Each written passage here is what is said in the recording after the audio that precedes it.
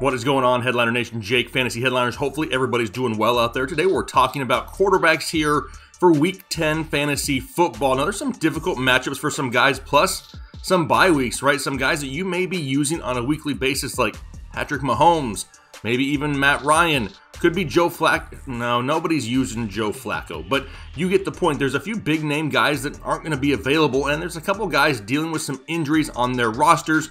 Who can we trust here, and who do we start and sit in Week 10? We're going to break down every matchup, but first, let's see how we did in Week 9. So close to hitting that 70% mark that we want to on a weekly basis, and I blame Cam Newton. That late game touchdown made him a miss for us, dropped us just below 70%, but out of the 25 quarterbacks we gave a start or sit designation to last week that played their game, 17 were correct. Accuracy percentage of 68%, so not bad. Some of our biggest misses, Teddy B, he went out there and had himself a solid ball game. What about Jake Luton? Talk about Jake Luton for a second. A rookie quarterback in his first ever game went out there and gave 0 Fs. The guy threw the ball all over the field and looked great. Some of our hits. What about Drew Lock? Loved Drew Lock last week. Possibly love Drew Lock again this week. Big Ben. Drew Brees has his binky back with Michael Thomas. He was a hit for us also, but now it's time to head in to Week 10. Who are we starting and sitting in? We're going to kick it off with Thursday Night Football. And that's where we have the Indianapolis Colts, Tennessee Titans. And is Ryan Tannehill the best player ever to leave Adam Gase? Because at this point, doesn't even look like the same guy at all that was in Miami. He's probably one of the most consistent fantasy quarterbacks out there over the last year and a half. He now has at least 2 passing touchdowns in 5 straight games. And yeah, he's got a difficult matchup this week going up against the Indianapolis Colts, who are number 1 in the NFL against opposing quarterbacks. But don't forget, last week, he faced off against Chicago, who is number 2 in the NFL against quarterbacks, and he still scored 18 points. Right now in the NFL, he's top 10 in passing touchdowns, yards per attempt, and fantasy points per dropback. He's proven that he can go out there and produce in some pretty tough matchups. I have no issues starting Ryan Tannehill once again here on Thursday Night Football. What about Phillip Rivers? Complete opposite, right? When you think of Phillip Rivers, you don't really think consistency here in 2020. Over his last 4 games played, these are his fantasy point totals in those games. 5, 30, 28, 7. So he's either going to win you your matchup or lose it. He's not going to be anywhere in the middle. That's not exactly what you want to be, using on a weekly basis as a safe start for your quarterback. There's just so many good options out there. But on paper, not a horrible matchup for him this week, right? Going up against Tennessee, they allowed 21 fantasy points per game to opposing quarterbacks. It sounds like he could have T.Y. Hilton back, but this offense just isn't really one of those deep ball offenses, right? We're not seeing a whole lot of big plays that can really boost that ceiling on a weekly basis for Phillip Rivers. I mean, he's averaging right around 14 fantasy points per game, and honestly, that's kind of where I see him at once again this week. There's just too many other safer options. I'm going to have to sit Phillip Rivers. All right, let's move on to Sunday football. Philadelphia Eagles, New York Giants, and fresh off the bye week, here comes Carson Wentz, and it sounds like he may actually have some healthy weapons on offense. Does he get Miles Sanders back? What about Alshon Jeffrey? Pair them up with the likes of a Jalen Reagor, a Travis Fulgham, a Dallas Goedert even, and all of a sudden the ceiling starts to raise a little bit higher and higher for Carson Wentz. But it's all about limiting turnovers. Right now he's getting the touchdowns, don't get me wrong. He's thrown for at least 2 passing touchdowns 5 out of his 8 games played this year. The problem is he's also thrown at least 2 interceptions a game in 5 out of his 8 games this year. Now, with this offense getting healthy, I'm still going to start Carson Wentz this week, and I'm going to expect some bigger numbers here moving forward as long as these guys can finally stay healthy. But while we're talking about turnovers, let's head over to the New York Giants side of things and talk about Daniel Jones, because this guy is all about that turnover life. Yes, he's got 13 turnovers through 9 games so far this season, and he didn't even have a turnover last week. So technically he got all those in 8 games. That's what really kills the potential upside of Daniel Jones. Now going up against Philadelphia, they allow right around 18 fantasy points per game. But with all the turnovers that this guy has had throughout the year, he's just not somebody who you can trust at this point. Going to continue to sit Daniel Jones.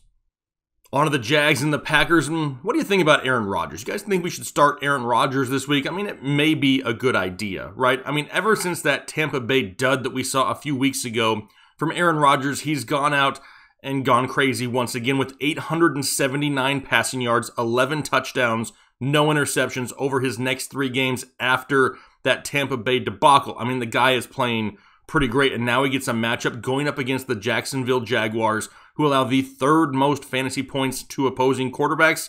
Yeah, I mean, I really don't think I should have to talk you into starting Aaron Rodgers here this week. What about for the Jaguars side of things, though? Jake Luton came out last week and balled out in his first ever NFL start. He threw for 304 yards, 1 touchdown, 1 interception. Yeah, it was against Houston, but still, his first NFL start, and he didn't look scared at all in the pocket. Actually hung back in there and threw the ball deep down the field. Loves himself some DJ Chark, so that's something that fantasy owners love to see. Also, really, the biggest question mark here for me is the health of the Green Bay Packers defensive backs. You got Jair Alexander and Kevin King both questionable to play. With them in the lineup, the Packers are actually 6th in the NFL against opposing quarterbacks. They play them very, very tough. However, if they're without their 2 top starting defensive backs, all of a sudden things get a little bit easier for Jake Luton.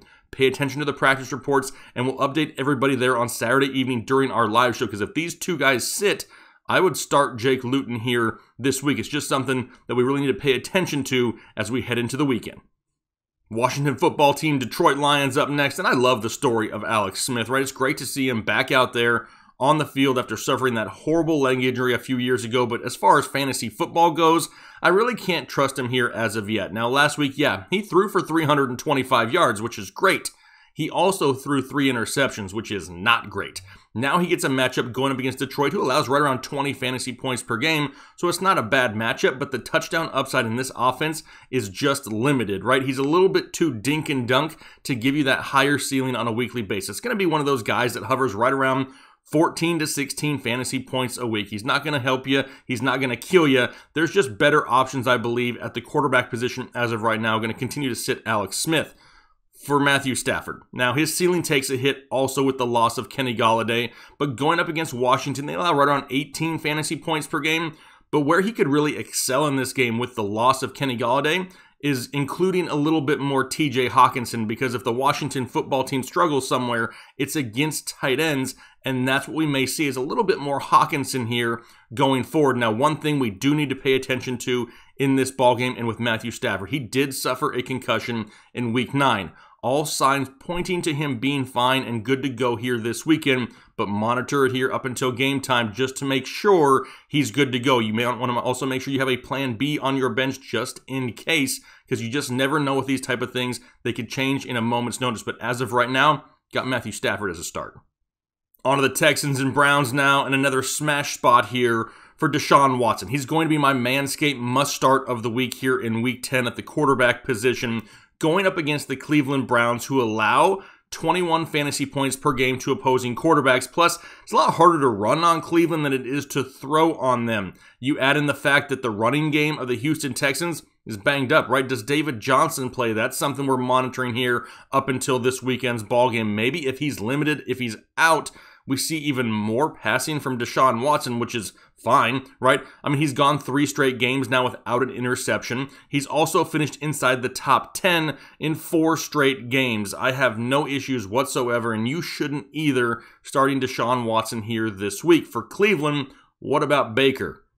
I actually like Baker too this week. Why? The return of Nick Chubb is at the return of Safe Baker. Do you remember this earlier in the season, right? We talked about Baker being a little bit more of a game manager because their running game was just so effective. The first 4 games of the season, he had 7 touchdowns to only 2 interceptions. Now, yeah, he wasn't out there putting up huge passing yards. I don't think he had any more than 220 passing yards in a game during that stretch, but I'll start Baker Mayfield against the Houston Texans. They're allowing over 21 fantasy points per game to opposing quarterbacks, 5th most in the NFL. This could be one of those spots again for Baker, for him to be a little bit of a safer start if you're looking for a bye week fill-in here in Week 10.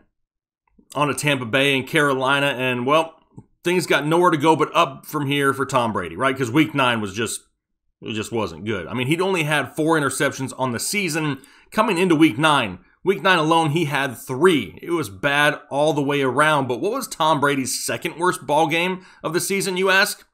It was Week 2. against these Carolina Panthers, where he only had 217 yards, 1 touchdown, and 1 interception, finished as quarterback 30 that week. But Carolina allows right around 18 fantasy points per game, which is pretty similar to Tampa Bay. Tampa Bay's numbers slightly skewed because Drew Brees smacked him around last week, but a lot of people want to point to the addition of Antonio Brown and how this locker room cancer is already causing things to crumble in Tampa Bay.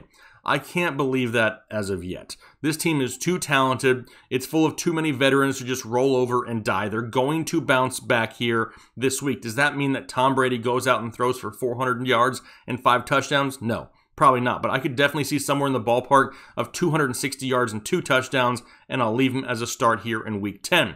For Teddy B, it's a tougher matchup, right? Like I said a little bit earlier, this defense is better than what it looked like last week against New Orleans, and they allow on the season right around 17 fantasy points a game, which is 7th best, but those numbers are going to be skewed. The biggest, story here is no Christian McCaffrey, right? Once again, he's without his star running back, so does that mean that he relies on the passing game a little bit more? You would think so, but really? No. When McCaffrey was out earlier in the year, Teddy B never went over 40 pass attempts in a game. You got to be careful with Teddy Bridgewater because the likelihood of turnovers could be there this week. Tampa Bay, number 1 in the NFL on defense when it comes to interceptions. He's going to have a lower ceiling this week, and I feel like there's safer options here in Week 10, and I prefer to sit Teddy Bridgewater here this week. Chargers and Dolphins now in the rookie showdown that a lot of people have been looking forward to. Justin Herbert versus Tua Tagovailoa.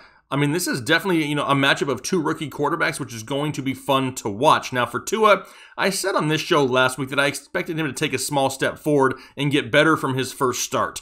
Did I expect him to go out there and go 20 for 28 for 248 yards, 2 touchdowns, and no interceptions?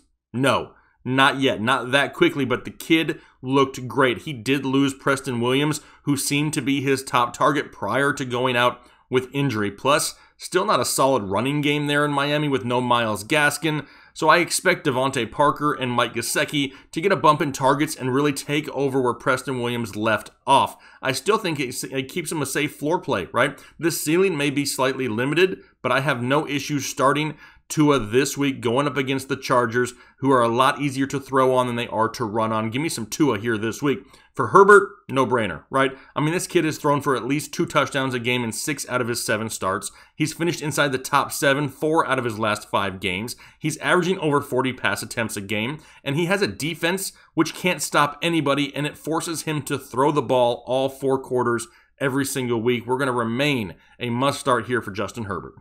Broncos and Raiders, and I loved Drew Lock last week, right? Talked about it on this show. It paid off because the dude went out there and finished as quarterback 4 overall, 313 yards passing, 3 touchdowns, 1 interception against the Atlanta Falcons. Well, I love Drew Lock again this week against the Las Vegas Raiders. The Raiders, who allow over 21 fantasy points per game, and Lock now has 3 passing touchdowns in back-to-back weeks. Plus, we saw a little bit of a rushing upside last week from Drew Lock, didn't we? 7 carries for 47 yards and a touchdown on the ground. The biggest question here is really Noah Fant. Is he going to be healthy? And if he is, that only raises the ceiling for Drew Lock. But with, KJ Hamler and Jerry Jeudy and Tim Patrick, he has enough weapons to go out there and give you that safe floor and a good matchup. I'm going to start Drew Lock here regardless this week. Same goes for Derek Carr, too, right? I mean, Denver allows right around 21 fantasy points per game, and Carr has had at least 2 passing touchdowns, 6 out of his 8 games played this year. The big plays have been a part of this offense, right, for all year. Really been Nelson Aguilar, saw some Hunter Renfrow at times. What we haven't seen a whole lot of big plays from is Henry Ruggs. If Ruggs can get out there and start making some big plays at some point here in the near future, the ceiling could be huge for Derek Carr. It could bump him inside the top 12. Until that happens, he's going to remain a high-end quarterback too, but still a guy who I have no issue starting this week if you're looking for a bye-week fill-in or have a quarterback dealing with an injury.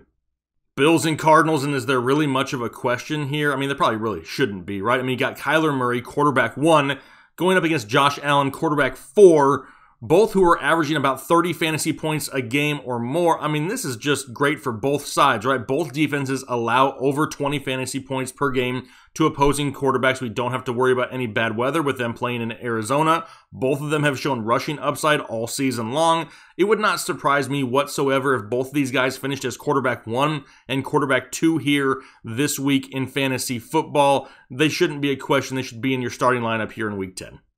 Niners and Saints, and with the return of Michael Thomas, you get the floor raised of one Drew Brees a little bit, right? But he's already been fairly safe for the most part here this year. He's scored at least 20 fantasy points in 5 out of his last 6 games, and San Francisco allows 20 fantasy points per game to opposing quarterbacks. They're a lot easier to throw on than they are to run on. Expect Michael Thomas to get a little bit more bump in production. Slant Boy going to go out there and catch a few more slants, and it's only going to make Drew Brees even safer. I'm going to start Drew Brees once again here this week. For San Francisco, honestly, I don't hate Nick Mullins. I don't want to start Nick Mullins by any means, but it would not surprise me if he goes out there and has a decent day. The problem, really weapons, right? No George Kittle, sounds like no Deebo Samuel, should have Brandon Ayuk back, and then we got to count on Richie James to go along with it, who looked good last week, but I just don't trust it for fantasy football this week, especially with the way that New Orleans played last week. They're going to bring that momentum into this game. It's just not something I can trust. I just won't be surprised if he has a decent game this week. If you're in a super flex league and you're looking for a quarterback 2 and you're dealing with bye weeks or injuries, I don't mind Nick Mullins, but he's not somebody who is going to be a must start for me by any means here in Week 10. Seahawks and Rams now, and we know we're going to start Russell Wilson, but dang, Russ, can we slow down on the interceptions a little bit, man? I mean, come on. 5 interceptions over your last 3 games played, a little bit much. I mean, yes, he's on pace for a career high in pass attempts. They're throwing the ball a lot. He has to. He doesn't have a choice. His defense can't stop anybody, and it's forcing him to try to do a little bit too much in this offense. Make some bad decisions, and it's leading to turnovers. It's nothing that we need to worry about fantasy football-wise. You're still going to let Russ cook and throw him into your lineup. For Goff, though, heck yeah. I would start Brock Osweiler against this defense of the Seattle Seahawks at this point. I mean, they're giving up over 30 fantasy points per game to opposing quarterbacks. Plus, I just mentioned it, right? Russ continues to score. Opposing teams can't get a lead and then just rely on the run against Seattle because Russ will keep the game close by throwing the ball down the field to either DK Metcalf, David Moore, sometimes Tyler Lockett. I mean, they have the ability to put up points in a hurry, and teams can't take their foot off the pedal. The running game's still banged up for the Rams. Does Cam Akers see a few more touches second half of the season? We know Darrell Henderson, he's not 100% still. I look for Jared Goff to spread the ball around a lot this week and have himself a top 12 week at the quarterback position. Absolutely going to start Jared Goff this week. Bengals and Steelers, and does old man Ben play? I mean, he's got knee issues. He's on the COVID reserve list as of right now. I mean, it sounds possible, right? They're cautiously optimistic is what the word is as of right now in Pittsburgh, but it's just no for sure thing at all as of just yet. Cincinnati does allow right around 20 fantasy points per game, but they really need Big Ben, right? If this turns into the Mason Rudolph game, no, pass, no thanks. Oh, hell no, I don't want to start Mason Rudolph in Week 10 of fantasy football. Now, there is a small chance of rain in this ballgame, something else to pay attention to, but I'm only going to start Big Ben as long as he's a full go by week's end. It's just one of those things where there's just so many options at his disposal. Plus, I don't mind Joe Burrow this week either. He has the ability to score points, which is going to force Ben to continue to throw the ball all 4 quarters.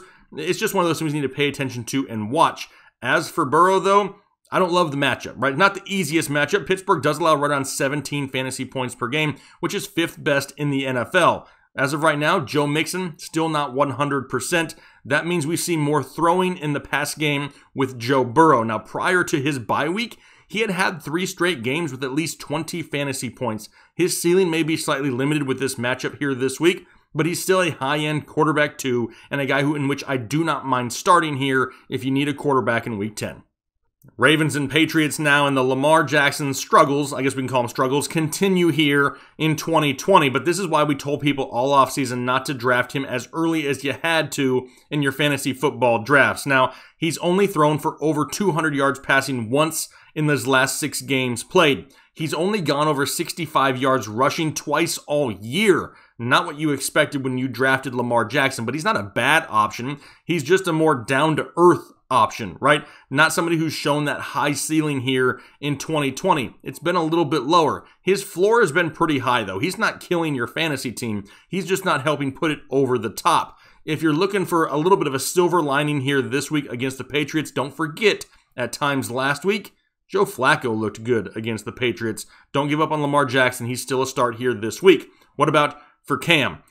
Don't let week 9 fool you, right? I mean, he was going up against the Jets, and if it wasn't for that late game rally and touchdown, a lot of people would be pissed off of what he did do against the Jets. This is a much tougher matchup going up against the Baltimore Ravens, and really, the only weapon he may have, Jacoby Myers, who, don't get me wrong, looks good, but that may be all he has. He is 100% banking on rushing touchdowns. This dude, Cam Newton, doesn't have a passing touchdown since September 27th. Dude, it's November 12th, y'all. I mean, he's gone over a month and doesn't have a passing touchdown. That's not somebody who I can start with confidence for my fantasy football team. Just can't do it this week against Baltimore. I'm going to sit Cam Newton. That leaves us Monday Night Football, Minnesota Vikings, Chicago Bears, and I really don't trust Kirk Cousins in a good matchup. You think I'm going to trust him against the Chicago Bears? I mean, we know this offense in Minnesota, it's going to go through Dalvin Cook every single week. Kirk Cousins has 34 pass attempts combined. Combined pass attempts in his last 2 games. Now he gets a matchup against Chicago. They're the number 2 defense in the NFL against opposing quarterbacks, allowing only 15 fantasy points per game. Chicago has yet to allow a 300-yard passer on the season, and they've held some of the best quarterbacks in the NFL in check here so far. Just too risky, not going to start Kirk Cousins. For Foles, he's actually been a little bit better the last 2 weeks, right? I mean, why is that, though? It's about the volume. He's averaged 46 pass attempts over his last 2 games. Prior to that, he was only averaging right around 38 pass attempts per game. He has a new weapon, which he loves, in Darnell Mooney. Still has Allen Robinson and Anthony Miller. Jimmy Graham makes appearances at times. And Minnesota allows 22 fantasy points per game to opposing quarterbacks. Chicago really still can't run the ball, right? David Montgomery can't find any running lanes, which means we can continue to see more volume in the passing game. I'll actually start Nick Foles here in Week 10. All right, so those are my starts and sits for the quarterback position here, Week 10 fantasy football. Maybe you have a few options at your disposal. Just a quick reminder, we update throughout the week, right? When we do our quarterback rankings, our Saturday Night Live show, if things change, we make sure we say those updates here as the week continues to progress. That's how we try to keep on top of things to help you make the best lineup choices possible for your fantasy football teams. But we greatly appreciate the support. Hopefully you're having a great week this week. We look forward to interacting with you here this week and throughout the live show on Saturday evening, and we'll talk to you later.